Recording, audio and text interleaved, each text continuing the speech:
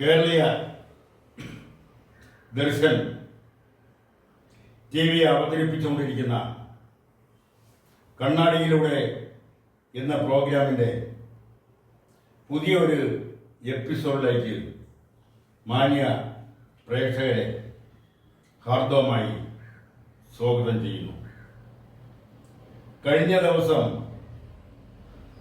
കൊല്ലത്ത് സമാപിച്ച Indian Communist Party Marxist CPIM-ന്റെ 24ാം പാർട്ടി കോൺഗ്രസിന്റെ ഭാഗമായിട്ടാണ് സംസ്ഥാന സമ്മേളനം സമാപിച്ചത്. ഇനി അതിന്റെ പാർട്ടി കോൺഗ്രസ് മധുരയിൽ വെച്ച് നടക്കുന്നു. ഇവിടെ എടുത്തു പറയേണ്ടുന്ന ചില കാര്യങ്ങളുണ്ട്. എല്ലാ പാർട്ടി സമ്മേളനങ്ങളും മാർക്സിസം ലെനിനിസത്തിൽ അടിയുറച്ച് നിന്നുകൊണ്ടാണ് പുതിയ പരിപാടികൾ ആവിഷ്കരിക്കുന്നതും പുതിയ നയപരിപാടികൾക്ക് രൂപം നൽകുന്നത്. എന്നാൽ ഇപ്രാവശ്യം അതിൽ നിന്ന് വ്യത്യസ്തമായി മാർക്സിസം ലെനിനിസം താൽക്കാലികമായിട്ട് മാറ്റി നിർത്തിക്കൊണ്ട് ഒരു നവകേരള സൃഷ്ടിക്കായി ഒരുമിച്ച് പ്രവർത്തിക്കാം, അതിനു വേണ്ടുന്ന നയരൂപീകരണമാണ് ഈ സംസ്ഥാന സമ്മേളനത്തിൽ രൂപീകരിച്ചത്. മാർക്സിസവും ലെനിനിസവും ഇല്ലാത്ത കമ്മ്യൂണിസ്റ്റ് പാർട്ടി എന്തോ പാർട്ടി എന്ന ചോദ്യം സ്വാഭാവികമായും പല കോണുകളിൽ പല ചിന്തകരിൽ നിന്നും പല മുതിർന്ന പത്രപ്രവർത്തകരിൽ നിന്നും അതുപോലുള്ള പുരോഗമന വാദികളായ എഴുത്തുകാരിൽ നിന്നും എന്തിനേറെ പറയുന്നു തൊഴിലാളികൾക്കിടയിൽ നിന്ന് പോലും ചുമട്ടുതൊഴിലാളികൾക്ക് ഇടയിൽ നിന്ന് പോലും ഈ ചോദ്യം ഉയർന്നു വരാൻ തുടങ്ങിയിരിക്കുന്നു. കമ്മ്യൂണിസ്റ്റ് പാർട്ടിയെ സംബന്ധിച്ചിടത്തോളം അത് CPIM ആയാലും CPM ആയാലും അതുപോലുള്ള മറ്റ് കമ്മ്യൂണിസ്റ്റ് പാർട്ടികളായാലും അവരെ അടിസ്ഥാന പ്രമാണമായി മുറുകെ പിടിക്കുന്നത് മാർക്സിസം ലെനിനിസമാണ്. അതിന്റെ അന്തസ്സത്ത കൈവിടാതെയാണ് ഓരോ പാർട്ടി കോൺഗ്രസും അല്ലെങ്കിൽ ഓരോ സമ്മേളനങ്ങളും കഴിയുമ്പോൾ സ്വീകരിക്കേണ്ടുന്ന പരിപാടികളെ കുറിച്ച് ചർച്ച ചെയ്യപ്പെടുന്നതും തീരുമാനങ്ങളെടുക്കുന്നത്. എന്നാൽ ചരിത്രത്തിൽ ആദ്യമായിട്ടാണ് മാർക്സിസം ലെനിനിസത്തെ താൽക്കാലികമായിട്ട് മാറ്റി നിർത്തിക്കൊണ്ട് ഒരു സംസ്ഥാനത്തിന് വേണ്ടി ആ സംസ്ഥാനത്തിന്റെ വികസന പ്രവർത്തനങ്ങൾക്ക് വേണ്ടി മാർക്സിസത്തെയും ലെനിനിസത്തെയും താൽക്കാലികമായിട്ട് മാറ്റി നിർത്തിക്കൊണ്ട് ഒരു നവകേരളം, ആ നവകേരളം സൃഷ്ടിക്കായി ഒത്തൊരുമയോടെ മുന്നോട്ട് പോകാമെന്നാണ് ഈ സംസ്ഥാന സമ്മേളനം തീരുമാനമെടുത്തിരിക്കുന്നത്. നവകേരള സൃഷ്ടിക്ക് വേണ്ടിയാണല്ലോ 1957 കേരളത്തിലെ ജനങ്ങൾ ചരിത്രത്തിലാദ്യമായിട്ട്, ലോകത്തിലാദ്യമായിട്ട് കമ്മ്യൂണിസ്റ്റ് പാർട്ടിയെ അധികാരത്തിലേറ്റി. അന്നും മാർക്സിസം ലെനിനിസത്തിന്റെ അടിസ്ഥാന തത്വങ്ങളിൽ നിന്നുകൊണ്ടാണ് ഓരോ പരിപാടികൾ ആസൂത്രണം ചെയ്ത് നടപ്പിലാക്കാൻ ശ്രമിച്ചത്. അന്ന് മാർക്സിന്റെയും ലെനിന്റെയും കാഴ്ചപ്പാട് മാത്രമല്ല, സ്റ്റാലിന്റെ കാഴ്ചപ്പാട് ഉണ്ടായിരുന്നു, മാവോ സേതുങ്ങിന്റെ കാഴ്ചപ്പാട് ഉണ്ടായിരുന്നു. ഇതെല്ലാം കൂടി കൂട്ടിച്ചേർത്തുകൊണ്ടാണ് ഈ എല്ലാ അവരുടെയും ആശയങ്ങൾ കൂട്ടിയോജിപ്പിച്ചുകൊണ്ടാണ് അന്ന് നവകേരള സൃഷ്ടിക്കായി 1957 ഇന്ത്യൻ കമ്മ്യൂണിസ്റ്റ് പാർട്ടി ലോകത്തിലാദ്യമായിട്ട് ബാലറ്റ് പേപ്പറിലൂടെ കേരളത്തിൽ അധികാരത്തിൽ വന്നു.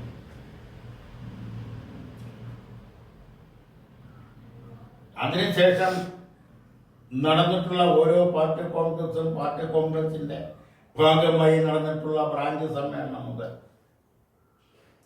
ഒരു സംസ്ഥാനത്തിന്റെ സംസ്ഥാന സമ്മേളനം വരെ മാർക്സിസവും ലെനിനിസവും കൈവിട്ടു പോകാതെ മുറുകെ പിടിച്ചുകൊണ്ടാണ് പുത്തൻ നയപരിപാടികൾ, പുത്തൻ പാർട്ടി പരിപാടികളെല്ലാം ആസൂത്രണം ചെയ്തിട്ടുള്ളത്. എന്നാൽ ഇപ്രാവശ്യമാണ് അതിൽ നിന്ന് വ്യത്യസ്തമായ ഒരു രീതി സ്വീകരിച്ചിരിക്കുന്നത്. കഴിഞ്ഞ പാർട്ടി കോൺഗ്രസിൽ കഴിഞ്ഞ സമ്മേളനങ്ങളിൽ സ്റ്റാലിന്റെ പടം ഒഴിവാക്കിയിരുന്നു. എന്നാൽ ഇപ്രാവശ്യം സ്റ്റാലിന്റെ പടം കാർൽ മാർക്സിന്റെയും ഏംഗൽസിന്റെയും ലെനിന്റെയും കൂടെ തന്നെ സ്റ്റാലിന്റെയും പടവും സമ്മേളന നഗരിയിൽ പ്രദർശിപ്പിച്ചു. രണ്ട് പാർട്ടി കോൺഗ്രസിന് മുമ്പ് വരെ മാവോ സേതുങ്ങിന്റെ പടവും അതാത് സമ്മേളന നഗരിയിൽ പ്രദർശിപ്പിക്കുമായിരുന്നു. കഴിഞ്ഞ രണ്ട് പാർട്ടി കോൺഗ്രസ് കൊണ്ടാണ് മാവോയുടെ പടം ഒഴിവാക്കിയത്. ഇപ്പോഴിതാ സ്റ്റാലിന്റെ പടം വീണ്ടും സ്ഥാനം പിടിച്ചിരിക്കുന്നു. പക്ഷെ അപ്പോഴാണ് സ്റ്റാലിന്റെ പടം വീണ്ടും സ്ഥാനം പിടിച്ചപ്പോഴാണ് മാർക്സിസം ലെനിനിസം താൽക്കാലികമായിട്ടെങ്കിലും മാറ്റി നിർത്താൻ തീരുമാനിച്ചത്. അതൊരു സംസ്ഥാനത്ത് രണ്ടാമത് തുടർ ഭരണത്തിന്റെ ഭാഗമായി രണ്ടാമതും അധികാരത്തിൽ വന്നപ്പോൾ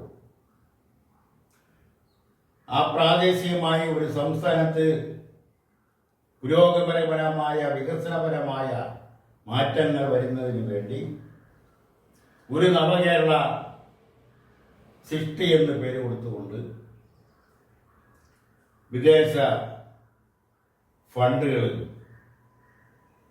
അത് ഏതെല്ലാം ഭാഗത്തു നിന്നും പണം കേരളത്തിന്റെ വികസനത്തിന് വേണ്ടി സ്വരൂപിക്കാൻ കഴിയുമോ ആ ഭാഗങ്ങളിൽ നിന്നെല്ലാം ആ പണം സ്വീകരിക്കുകയും കേരളത്തിന്റെ വികസന പ്രവർത്തനങ്ങൾക്ക് വേണ്ടി വിദ്യാഭ്യാസ മേഖലയിൽ വിദ്യാഭ്യാസത്തോടൊപ്പം മറ്റ് രാഷ്ട്രങ്ങളിൽ ചെയ്യുന്ന പോലെ, പ്രത്യേകിച്ചും യൂറോപ്യൻ രാഷ്ട്രങ്ങളിൽ ചെയ്യുന്ന പോലെ വിദ്യാഭ്യാസ കാലയളവിൽ തന്നെ തൊഴിൽ കൂടി നൽകത്തക്ക രീതിയിൽ കേരളത്തിന്റെ വിദ്യാഭ്യാസ മേഖലയാകെ മാറ്റി തീർക്കുന്നതിനുള്ള ഒരു പരിപാടി കൂടി ആവിഷ്കരണം ചെയ്തിരിക്കുന്നു. അപ്പോഴും കേരളത്തിൽ ദരിദ്രരേഖയ്ക്ക് താഴെ ഉള്ളവരുടെ എണ്ണവും എടുത്തു പറയുന്നുണ്ട്. ആ ദരിദ്രരേഖയുടെ താഴെയുള്ളവരുടെ എണ്ണം ഈ 2025 നവംബർ 1-ാം തീയതി ആകുമ്പോൾ പൂർണ്ണമായും ഇല്ലാതാവുമെന്നും പ്രഖ്യാപിച്ചു. ദരിദ്രരേഖയ്ക്ക് താഴെയുള്ളവർ, അതായത് 3 നേരവും ഭക്ഷണം കഴിക്കാനില്ലാത്തവർ, പാർപ്പിടം അന്തിയുറങ്ങാൻ പാർപ്പിടമില്ലാത്തവർ, മാന്യമായി വസ്ത്രം ധരിക്കാനില്ലാത്തവർ, മരുന്ന് വാങ്ങാൻ നിവൃത്തിയില്ലാത്തവർ, അതുപോലുള്ള മറ്റ് പ്രാഥമികമായ ആവശ്യങ്ങൾ നിറവേറ്റുന്നതിനുള്ള പണമില്ലാത്തവർ, പോഷക ആഹാരമുള്ള ഭക്ഷണ പദാർത്ഥങ്ങൾ കഴിക്കാൻ നിവൃത്തിയില്ലാത്തവർ, തങ്ങളുടെ കുഞ്ഞുങ്ങൾക്ക് നല്ല രീതിയിൽ വിദ്യാഭ്യാസം നൽകുന്നതിന് നിവൃത്തിയില്ലാത്തവർ, ഇവരെയെല്ലാമാണ് ദരിദ്രരേഖയ്ക്ക് താഴെ ഉള്ളവർ എന്ന് പറയുന്നത്. ഇവർ 50,000-ത്തിലധികം പേരുണ്ടെന്നാണ് കണക്കാക്കുന്നത്. അവരെയെല്ലാം ഈ നവംബർ 1-ാം തീയതി കേരളം അതിദരിദ്രരുടെ അതിദരിദ്ര ആയിട്ടുള്ളവർ ഇല്ല എന്ന് പ്രഖ്യാപിച്ചുകൊണ്ടുള്ള ഒരു പ്രഖ്യാപനം ഉണ്ടാവുമെന്നാണ് പറയുന്നത്. അതുണ്ടാവട്ടെ എന്ന് നമുക്ക് ആശിക്കാം. അത് പ്രായോഗിക തലത്തിൽ കൂടി വരട്ടെ എന്ന് നമുക്ക് ആഗ്രഹിക്കാം. ഇവിടെ വീണ്ടും എടുത്തു പറയേണ്ടുന്ന ഒരു കാര്യം, ഇതാണ് മാർക്സിസം ലെനിനിസം മാറ്റി നിർത്തിക്കൊണ്ടുള്ള വികസന പ്രവർത്തനങ്ങളാണ്, പുരോഗമന പ്രവർത്തനങ്ങളാണ്. അതിനെ യോജിക്കാൻ കഴിയുന്നവരുമായി യോജിപ്പിച്ചുകൊണ്ട് മുന്നോട്ട് പോകാനാണ് തീരുമാനം. അങ്ങനെയാണെങ്കിൽ ഇന്ത്യയിൽ കമ്മ്യൂണിസ്റ്റ് പാർട്ടി പിളരേണ്ടുന്ന കാര്യമില്ലായിരുന്നു. 1964 എന്തിനാണ് ഇന്ത്യൻ കമ്മ്യൂണിസ്റ്റ് പാർട്ടി പിളർന്നത്? അന്ന് ഇന്ത്യൻ ഭൂഷാസിയെ വിചാരിക്കുന്നതിനുള്ള അഭിപ്രായം അതാണ്. തുടർന്ന് കമ്മ്യൂണിസ്റ്റ് പാർട്ടിയിൽ ഭിന്നത തുടങ്ങുന്നത് 1948 ശ്രീ B.T. രണദീവെ കൽക്കട്ട പാർട്ടി കോൺഗ്രസിൽ അവതരിപ്പിച്ച കൽക്കട്ട തീസിസ് നിന്നുകൊണ്ടാണ്. അതിനു മുമ്പ് തന്നെ M.N. റോയിയുടെ ഒരു പ്രമേയം അതിന് മുമ്പ് നടന്ന പാർട്ടി കോൺഗ്രസിൽ, കൽക്കട്ട പാർട്ടി കോൺഗ്രസിൽ 1928 അന്ന് കൽക്കട്ടയിൽ വെച്ചിരുന്ന ഒരു പാർട്ടി കോൺഗ്രസിലാണ് ശ്രീ M.N. റോയ്, മോഹൻ റോയ് കമ്മ്യൂണിസം ഒരു സാങ്കല്പിക ശാസ്ത്രമാണെന്ന് പറഞ്ഞുകൊണ്ടുള്ള ഒരു പ്രമേയം അവതരിപ്പിച്ചത്. അതുകൊണ്ട് ഇന്ത്യയുടെ രാഷ്ട്രീയ പരിതസ്ഥിതിക്ക് അനുസൃതമായി മാർക്സിസത്തിലും ലെനിനിസത്തിലുമൊക്കെ തന്നെ മാറ്റങ്ങൾ വരുത്തിക്കൊണ്ട് അത് ഇന്ത്യയുടെ ഭൂപ്രകൃതിക്ക് അനുസൃതമായി ഇന്ത്യയുടെ രാഷ്ട്രീയ സാമൂഹിക അന്തരീക്ഷത്തിന് അനുസൃതമായി മാറ്റണമെന്ന് വാദിച്ചുകൊണ്ടാണ് M.N. റോയ് പ്രമേയം അവതരിപ്പിച്ചത്.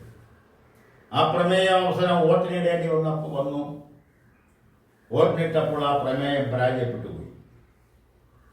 അങ്ങനെ ആ പാർട്ടി കോൺഗ്രസിൽ നിന്ന് M.N. റോയും കൂട്ടരും പുറത്തുപോയി.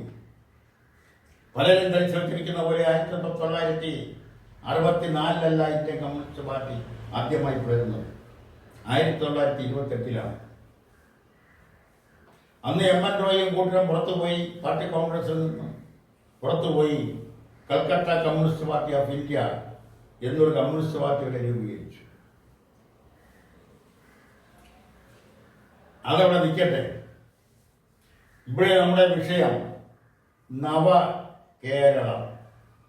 ആ നവകേരള സൃഷ്ടിക്ക് വേണ്ടിയുള്ള പ്രവർത്തനങ്ങൾ, ഇപ്പൊ നാളെ വരെ നടന്നിട്ടുള്ള പ്രവർത്തനങ്ങളെല്ലാം തന്നെ വിസ്മരിച്ചുകൊണ്ടാണോ ഈ പുതിയ നവകേരള സൃഷ്ടിക്കായി പുതിയ പദ്ധതികൾ നടപ്പാക്കുന്നത്? അവിടെ കോർപ്പറേറ്റ് കമ്പനികളെ എത്രത്തോളമാണ് അടുക്കാൻ അനുവദിക്കുന്നത്? ഇപ്പോൾ തന്നെ അദാനിയെ പോലുള്ള കോർപ്പറേറ്റ് കമ്പനികൾ കേരളത്തിന്റെ മണ്ണിൽ കാലുറപ്പിച്ചു കഴിഞ്ഞു. അതുകൊണ്ട് കേരളത്തിനുണ്ടായ നേട്ടം അല്ലെങ്കിൽ ദോഷമുണ്ടോ അതിലേക്കൊന്നും ഇപ്പോൾ വിലയിരുത്തുന്നില്ല. അതുപോലെ കോർപ്പറേറ്റ് കമ്പനികളെ പോലെ വിദേശ കമ്പനികളെയും കേരളത്തിലേക്ക് ക്ഷണിച്ചു വരുത്തി ഇവിടുത്തെ വികസന പ്രവർത്തനത്തിന്റെ ഭാഗമാക്കുമെന്നും ഇത് ഭാഗമാക്കുമോ എന്ന് കണ്ടറിയാൻ. അതിൻ്റെ എല്ലാം പ്രധാനപ്പെട്ട ഉദ്ദേശം ഇവിടുത്തെ വികസനമാണ്. നാടിൻ്റെ വികസനം, തൊഴിലില്ലായ്മ പരിഹരിക്കുക, കേരളത്തിൽ നിന്നുള്ള അഭ്യസ്ത വിദ്യരുടെ പ്രൊഫഷണലുകളുടെ ഒഴുക്ക്. ഇന്ന് ഒരു +2 വിദ്യാർത്ഥി തന്നെ സ്വപ്നം കാണുന്നത് അമേരിക്കയാണ്, രണ്ടാമത് സ്വപ്നം കാണുന്നത് ബ്രിട്ടനാണ്, മൂന്നാമത് ഓസ്ട്രേലിയ, കാനഡ തുടങ്ങിയ യൂറോപ്യൻ രാഷ്ട്രങ്ങളാണ് അവർ സ്വപ്നം കാണുന്നത്. അവർ +2 പാസ്സായാൽ, +2 പരീക്ഷ എഴുതിക്കഴിഞ്ഞാലൂടെ ഈ ഏതെങ്കിലും രാഷ്ട്രങ്ങളിലേക്ക് ചെന്നെത്താൻ കഴിയുമോ എന്നാണ് അവർ തിരക്കുന്നത്. അവിടേക്ക് പോകാനുള്ള വഴിയാണ് അവർ കണ്ടെത്താൻ ശ്രമിക്കുന്നത്. ആൺകുട്ടി ആണായാലും പെണ്ണായാലും. കാരണം അങ്ങനെയുള്ള വിദേശങ്ങളിലേക്ക് പോകുന്ന ബുദ്ധിപരമായി ഉയർന്ന ചിന്താഗതിയുള്ളവരെ സ്വന്തം നാട്ടിൽ തന്നെ പിടിച്ചു നിർത്തുന്നതിന് ഉതകുന്ന വികസന പ്രവർത്തനങ്ങൾ, വ്യാവസായിക വികസനങ്ങൾ കൊണ്ടുവരുന്നത് നല്ലത് തന്നെയാണ്. പക്ഷെ അതെല്ലാം വളരെയധികം ശാസ്ത്രീയമായ പഠിത്തവും അതുകൊണ്ടുണ്ടാകുന്ന ഗുണദോഷങ്ങളെക്കുറിച്ചുമൊക്കെ സുതാര്യമായ പഠനങ്ങൾക്ക് ശേഷം മാത്രമേ ഇത്തരം കാര്യങ്ങളെക്കുറിച്ച് അന്തിമമായൊരു തീരുമാനത്തിലേക്ക് എത്താവൂ എന്നാണ് ഈ അവസരത്തിൽ പറയാനുള്ളത്. അതുപോലെ തന്നെ പിന്നെ എടുത്തു പറയുന്ന മറ്റൊരു കാര്യം, ഈ പാർട്ടിക്ക് CPM-ന്റെ സംസ്ഥാന പാർട്ടി സമ്മേളനത്തിൽ അത് പരാമർശിച്ചു പോയില്ല. എന്തുകൊണ്ടാണ് പരാമർശിക്കാതിരുന്നത് എന്നതിനെക്കുറിച്ച് നിശ്ചയവുമില്ല. കേരളത്തിൽ വലുതായിക്കൊണ്ടിരിക്കുന്ന ലഹരി മാഫിയ, മയക്കുമരുന്ന് മാഫിയ, അത് എവിടെ നിന്ന് തുടങ്ങി, എവിടെ നിന്ന് വന്നു? ഇപ്പോൾ ഒരു കാലഘട്ടത്തിൽ അത് കലാലയങ്ങളിലായിരുന്നു എങ്കിൽ മയക്കുമരുന്നിന്റെ ഉപയോഗവും വ്യാപനവും വിതരണ ശൃംഖലയും മാഫിയകളുമൊക്കെ പ്രവർത്തിച്ചിരുന്നു കലാലയങ്ങളിലായിരുന്നുവെങ്കിൽ ഇന്നത് സ്കൂൾ തലത്തിലേക്ക് മാറി വളർന്നുകൊണ്ടിരിക്കുന്നു എന്നുള്ളത് വളരെ അപകടകരമായ ഒരു കാര്യമാണ്.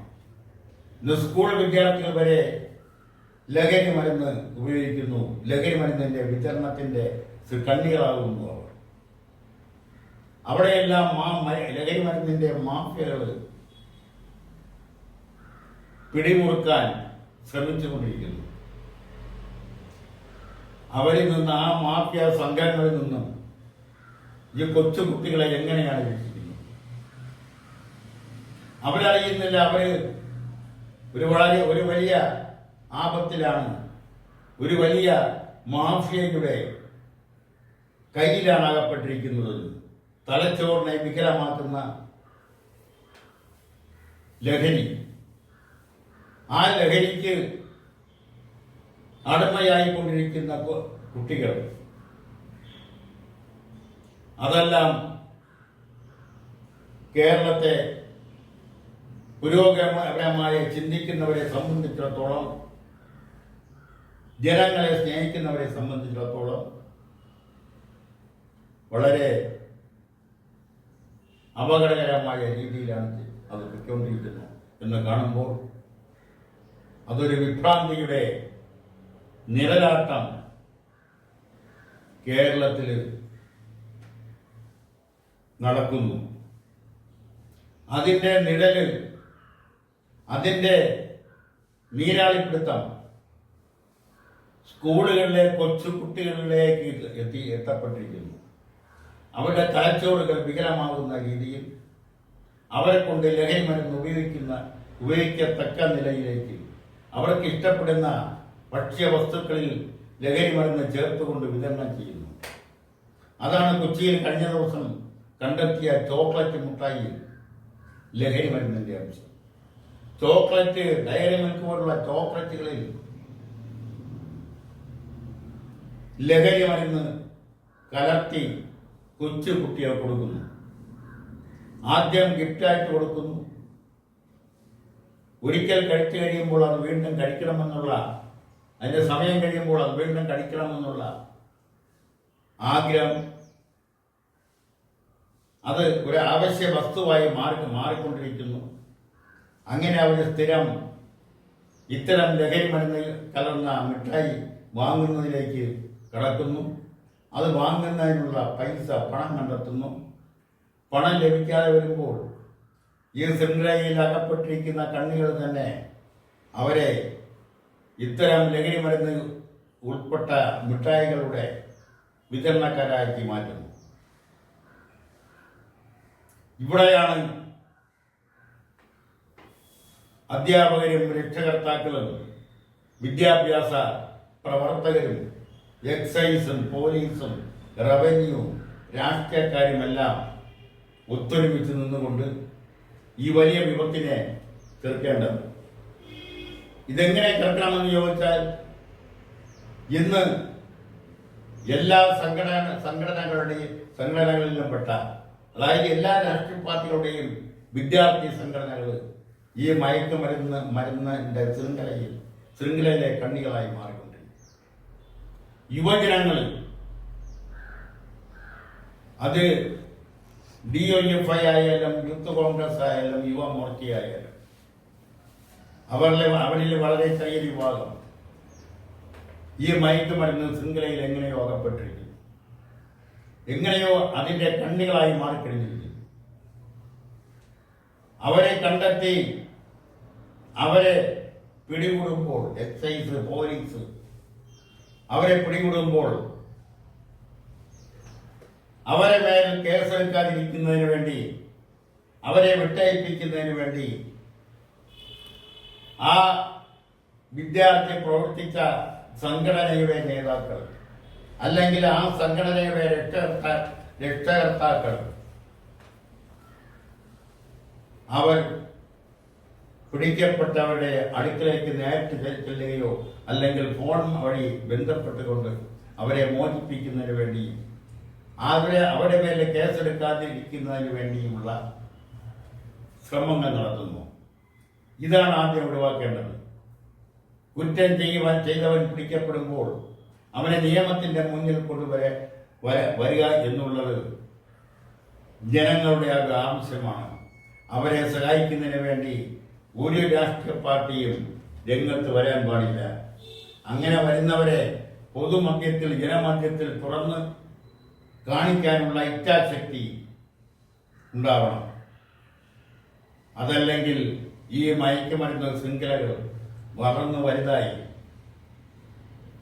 ഒന്നും ചെയ്യാൻ കഴിയാത്ത ഒരവസ്ഥയിലേക്ക് നീങ്ങിക്കൊണ്ടിരിക്കും. പ്രത്യേകിച്ചും ഇപ്പോൾ ശ്രദ്ധിക്കേണ്ടുന്ന മറ്റൊരു കാര്യം, ഇപ്പോൾ സ്കൂൾ കുട്ടികൾ പോലും അവരുടെ ബാഗുകളിൽ കോളകൾ, 1 ലിറ്ററിന്റെ കോള പല കുട്ടികളുടെയും ബാഗിൽ കാണാം, ചില കുട്ടികളുടെ ബാഗിൽ കാണാം. ആ കോള അവർ മാറി മാറി പിടിക്കുന്നു. പെൺകുട്ടികൾ മാത്രമല്ല, പെൺകുട്ടികളിൽ നിന്നും ആൺകുട്ടികളിലേക്കും ആൺകുട്ടികളിൽ നിന്ന് പെൺകുട്ടിയിലേക്കും ആ കോള മാറി കൈമാറിപ്പോകുന്നു. അതിൽ ലഹരി മരുന്നിന്റെ അംശമുണ്ടോ ഇല്ലയോ, അല്ലെങ്കിൽ ലഹരി മരുന്ന് ചേർന്നതാണോ എന്നെല്ലാം കണ്ടെത്തേണ്ട ചുമതലപ്പെട്ടവർ അത് പരിശോധിക്കണം. അതുപോലെ തന്നെ വീട്ടിൽ നിന്നും ആവശ്യത്തിനും അനാവശ്യത്തിനും പോക്കറ്റ് മണി എന്ന പേരിൽ കൊടുക്കുന്ന പണം, ആ പണത്തിന്റെ അളവ് കുറയ്ക്കുക മാത്രമല്ല, അവർക്ക് ആവശ്യമുള്ള പലഹാരങ്ങൾ, അവർക്ക് ഇഷ്ടപ്പെട്ട വസ്തുക്കൾ, ഭക്ഷ്യവസ്തുക്കൾ വീട്ടിൽ തന്നെ ഉണ്ടാക്കി കൊടുക്കുന്ന ഒരു സംവിധാനം കൂടി ഉണ്ടാകണം. അല്ലെങ്കിൽ അവർ പോക്കറ്റ് മണി എന്ന പേരിൽ നല്ല തുകകൾ വാങ്ങി അത് മയക്കുമരുന്ന് വാങ്ങുന്നതിന് വേണ്ടി വിനിയോഗിക്കും എന്ന കാര്യം രക്ഷകർത്താക്കൾ അറിഞ്ഞിരിക്കണം. തങ്ങളുടെ കുട്ടികൾ വഴിതെറ്റിയിട്ട് വിലപിച്ചിട്ട് കാര്യമില്ല. ആ വഴിതെറ്റി പോകാതിരിക്കുന്നതിനുള്ള കരുതലുകൾ എടുക്കുകയാണ് രക്ഷകർത്താക്കൾ ചെയ്യേണ്ടത്. അതുപോലെ തന്നെ ഈ സ്കൂളുകളിൽ ഉള്ള സ്റ്റുഡൻസ് പോലീസ്, ആ സ്റ്റുഡൻസ് പോലീസ് കാര്യക്ഷമമായി പ്രവർത്തിച്ചാൽ ചെറിയ ഒരു പരിധിവരെയെങ്കിലും കുട്ടികളിലെ ലഹരി മരുന്ന് ഉപയോഗം ചെറുക്കാൻ കഴിയും. ഒരു സ്റ്റുഡൻസ് പോലീസ് പഠിക്കുന്ന ക്ലാസ്സിൽ എത്ര കുട്ടികൾ ലഹരി മരുന്ന് ഉപയോഗിക്കുന്ന എത്ര കുട്ടികളുണ്ട്, അത് വിതരണം ചെയ്യുന്ന എത്ര കുട്ടികളുണ്ട്, അത് കൃത്യമായി തന്നെ ആ സ്റ്റുഡൻസ് പോലീസ് അറിഞ്ഞിരിക്കണം. അവരെ പ്രിൻസിപ്പലിന്റെ മുന്നിൽ അവരുടെ പേര് വിവരം പ്രിൻസിപ്പലിനെ വളരെ രഹസ്യമായി അറിയിക്കുകയും പ്രിൻസിപ്പൽ അതാത് അധികാരികൾക്ക് കൈമാറുകയും ചെയ്താൽ ഒരു പരിധിവരെ സ്കൂളിലെ ലഹരി മരുന്നും നിയന്ത്രിക്കാൻ കഴിയുമെന്നാണ് ഈ അവസരത്തിൽ പറയാനുള്ളത്, ഇപ്പോൾ പുതുതായി കണ്ടുപിടിച്ചിരിക്കുന്ന വേറെ കാര്യം കൂടി പറയേണ്ടിയിരിക്കുന്നു. വായനാ വസന്തം, വീട്ടിലേക്കൊരു പുസ്തകം. അതായത് ഇതൊരു മുദ്രാവാക്യം പോലെ അവതരിപ്പിച്ചിരിക്കുകയാണ്. വായനാ വസന്തം, വീട്ടിലേക്കൊരു പുസ്തകം. ഇതാരാ നടപ്പിലാക്കിക്കൊണ്ടിരിക്കുന്നത്, നടപ്പിലാക്കാൻ ശ്രമിക്കുന്നത്? സംസ്ഥാന ലൈബ്രറി കൗൺസിൽ. ഈ ലൈബ്രറി കൗൺസിൽ എങ്ങനെയാണ് ഉണ്ടായത്? കേരള സംസ്ഥാന ഗ്രന്ഥശാല സംഘം എന്നൊരു പ്രസ്ഥാനം ഉണ്ടായിരുന്നു. അതിന്റെ ഓഫീസ് തിരുവനന്തപുരത്തെ പാളയത്തുള്ള പബ്ലിക് ലൈബ്രറിയുടെ വലതുവശത്തുള്ള ഒരു പഴയ ഓടിട്ട കെട്ടിടത്തിലായിരുന്നു. അതിന്റെ general secretary Shri T N പണിക്കരായിരുന്നു. അദ്ദേഹത്തെ ആ ഗ്രന്ഥശാല സംഘത്തിൽ നിന്ന് പുറത്താക്കിക്കൊണ്ടാണ് സർക്കാർ ലൈബ്രറി കൗൺസിലിന് രൂപം കൊടുത്തത്. ഗ്രന്ഥശാല സംഘത്തിന്റെ ഒരു പ്രവർത്തകൻ എന്ന നിലയിൽ, ഒരു രാഷ്ട്രീയ നേതാവ് എന്ന നിലയിൽ, ഒരു MLA എന്ന നിലയിൽ, CPIയുടെ സമ്പന്നനായ ഒരു നേതാവ് എന്ന നിലയിൽ ശ്രീ തെങ്ങമ്മൻ ബാലകൃഷ്ണന്റെ ആത്മകഥയുണ്ട്, നിറക്കൂട്ട് എന്നാണ് ആത്മകഥ പുസ്തകത്തിന്റെ പേര്. അതിൽ പറയുന്നത്, മഴയത്ത് പോലും ഒരു ഗ്രന്ഥശാലയുടെ തിണ്ണയിൽ കയറി നിന്നിട്ടില്ലാത്തവർ ലൈബ്രറി കൗൺസിലിന്റെ ഔദ്യോഗിക ഭാരവാഹികളായി. അത് തന്നെയാണ് എനിക്കിപ്പോൾ വീണ്ടും ആവർത്തിക്കാനുള്ളത്. നിങ്ങൾ സംസ്ഥാന ലൈബ്രറി കൗൺസിൽ കുറെ ഫണ്ടുകൾ ഇതിലേക്ക് സർക്കാരിനെ കൊണ്ട് അനുവദിപ്പിച്ച് വീട്ടിലേക്കൊരു പുസ്തകം. എന്തിനാണ് ഈ വീട്ടിലേക്കൊരു പുസ്തകം കൊണ്ട് കൊടുത്തല? വായിക്കണ്ടേ? വായനാശീലമുള്ളവൻ അവൻ എവിടെയെങ്കിലും പോയി അവന് ആവശ്യമുള്ള പുസ്തകം കണ്ടെത്തി വായിച്ചോളൂ. അല്ല, അവന്റെ വീട്ടിലേക്ക് ഈ പുസ്തകം കൊണ്ട് കൊടുക്കേണ്ട കാര്യമില്ല. അപ്പൊ അതെല്ലാം ഏതെല്ലാം സർക്കാരിന്റെ ജനങ്ങളുടെ ഫണ്ട് ചിലവാക്കാമോ അതിൽ അങ്ങനെ ചിലവാക്കുന്നതിൽ കവിഞ്ഞ് അതുകൊണ്ടൊന്നും ഒരു പ്രയോജനവും ഉണ്ടാവില്ല എന്നാണ് ഈ അവസരത്തിൽ അടിവരയിട്ട് പറയാനുള്ളത്. മറ്റൊരു കാര്യം, 2025 മാർച്ച് 12 2025 മാർച്ച് മാസം 12-ാം തീയതി ഈ ദിവസത്തിനൊരു പ്രത്യേകതയുണ്ട്. 1925 മാർച്ച് മാസം 12-ാം തീയതിയാണ് മഹാത്മാഗാന്ധിജി ശിവഗിരി സന്ദർശിക്കുകയും അവിടെ ശ്രീനാരായണ ഗുരുവുമായി വിവിധ വിഷയങ്ങളെക്കുറിച്ച് സംസാരിക്കുകയും ചെയ്തത്. ഇപ്പോഴത്തെ 2025 മാർച്ച് 12-ന് അത് ഒരു വലിയ സംഭവമാക്കി മാറ്റിക്കൊണ്ട്, വലിയൊരു ആഘോഷമാക്കി മാറ്റിക്കൊണ്ട് ശിവഗിരിയിലും അനുബന്ധ സ്ഥാപനങ്ങളിലും ആഘോഷിക്കുന്നു. അന്ന് ഗാന്ധിജിയും ഗുരുവും എന്തെല്ലാം കാര്യമാണോ സംസാരിച്ചത് അതിൻ്റെ അന്തസത്ത ഉൾക്കൊണ്ടുകൊണ്ട് അത് ജനങ്ങളുടെ ഇടയിൽ എങ്ങനെ പ്രാബല്യത്തിൽ വരുത്താൻ കഴിയും എന്ന് ചിന്തിച്ചാൽ അന്ന് ഉള്ളതിനേക്കാൾ കൂടുതൽ ജാതിയുടെയും മതത്തിൻ്റെയും പിടിയിൽ കേരള ജനത അമർന്നുകൊണ്ടിരിക്കുന്നതായി കാണാം. അന്ധവിശ്വാസം വളർന്നുകൊണ്ടിരിക്കുന്നതായി കാണാം. അന്ന് പോലും കേരളത്തിൽ നരബലി നടന്നതായിട്ട് അറിവില്ല. എന്നാൽ ഇന്ന് കേരളത്തിൽ നരബലി നടന്നിരിക്കുന്നു. ഇഷ്ടകാര്യങ്ങൾ സാധിച്ചെടുക്കുന്നതിന് വേണ്ടി ദുർമന്ത്രവാദങ്ങൾ നടക്കുന്നു. ഇഷ്ടകാര്യങ്ങൾ ധനലാഭത്തിന് വേണ്ടി മനുഷ്യനെ കൊന്ന് നരബലി അർപ്പിക്കുന്ന ഒരു സംസ്ഥാനമായി കേരളം അധപ്പതിച്ചിരിക്കുന്നു. ഇതിൽ നിന്നെല്ലാം മോചനം ലഭിക്കുന്നതിന് വേണ്ടി ഇത്തരം സംഭവങ്ങൾ ഇനി ഉണ്ടാവാതിരിക്കുന്നതിന് വേണ്ടി അന്ധവിശ്വാസം ഒഴിവാക്കുന്നതിന് വേണ്ടി ജാതി മത സംഘടനകൾ എല്ലാ മേഖലകളിലും കയ്യെത്തി പിടിച്ചുകൊണ്ടിരിക്കുന്ന ഈ ചരിത്ര സാഹചര്യത്തിൽ അതിൽ നിന്നെല്ലാം